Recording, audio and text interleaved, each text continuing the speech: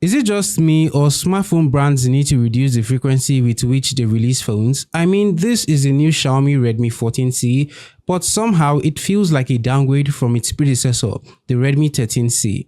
At least for gamers. Now, one thing that does feel like an upgrade is the 120Hz display, but even with that, there is a catch. Let's see what the Xiaomi Redmi 14C is all about in this review and if it's worth its price. My name is Udi, I talk about tech. Let's shoot. Inside the box, Xiaomi provides everything except for wired headphones. There is even a TPU case in the box. The base variant of the Redmi 14C costs 134,600 naira, which is roughly $85. The 8GB RAM variant, which is what I recommend you get, cost 174,600 naira or $110. The design of the Redmi 14C is one you either love or hate. There is no middle ground. So where do you stand? As for me, I really like it. I think it looks sleek. I actually prefer it over the Redmi 13C. The circular camera design is always a win. While it has a glossy feel, fingerprints aren't too noticeable. Plus, the glass back is a surprising touch for a phone in this price range. The fingerprint sensor is integrated into the power button and works quickly as expected. At the bottom, you'll find a single down-firing mono speaker and a USB Type-C port. On the left, there is a dual SIM plus memory card tray, and up top a 3.5mm audio jack. The selfie camera is housed in a U-shaped notch at the top of the display.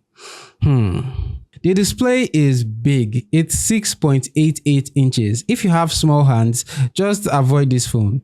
The resolution is not so big though. It's just 720p. But hey, we do get 120Hz refresh rate. Or do we? While Xiaomi advertises a 120Hz refresh rate, it's important to know that it's limited to the settings app and the lock screen.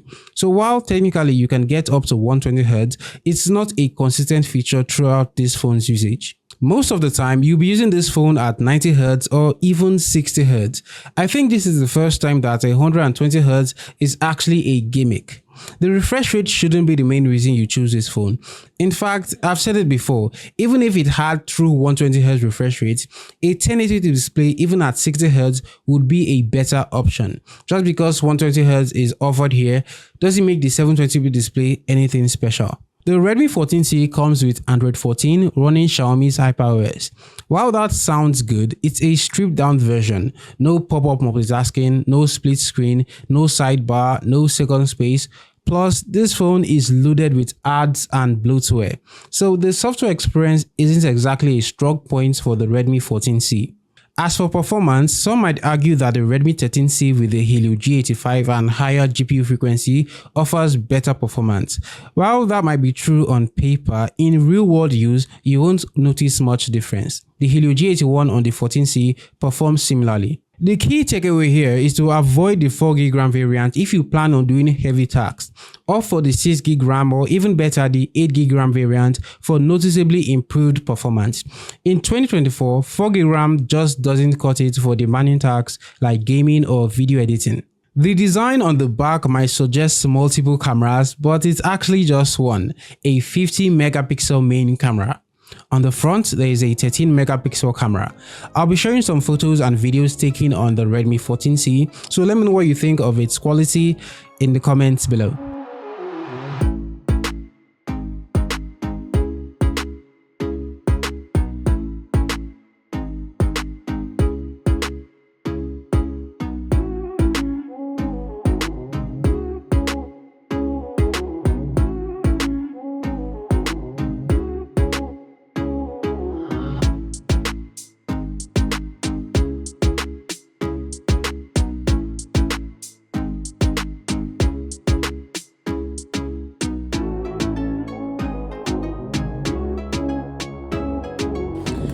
Hey guys, so the selfie camera on the Redmi 14C is capable of 1080p video recording at 30 frames per second, which is currently what I'm recording at. This is a selfie camera. Both the main camera is also capable of just 1080p at 30 frames per second. But yeah, what do you think of the video quality? The sun is directly at my face right now, so this is ideal conditions for the phone. Let me back the sun now. How is HDR? Yeah, let me know what you think of its video quality and of course the microphone's audio quality as well. How does everything look and sound like? As for battery, the 5000 mAh capacity easily lasts the whole day unless you are gaming non-stop. Charging is capped at 18 watts, but weirdly, we do get a 33 watts charger included in the box. Expect a full charge from 0 to 100 to take about 2 hours. So, should you buy the Redmi 14C? Well, if you're looking for a budget-friendly phone with decent battery life and a smooth 90Hz experience most of the time, then it's worth considering. However, don't be fooled by the promise of 120Hz or expect top-tier gaming performance. The design is definitely a highlight, and while the camera gets the job done, it's nothing extraordinary. Overall, it's not really an upgrade from the 13C, so if you have the 13C, there is no need getting this. Anyways, do let me know what you think of the Xiaomi Redmi 14C in the comments below, and don't forget to subscribe for more videos just like this one. My name is Udi, this is Udi Shoes, thank you so much for watching, and you'd see me in my next video. See.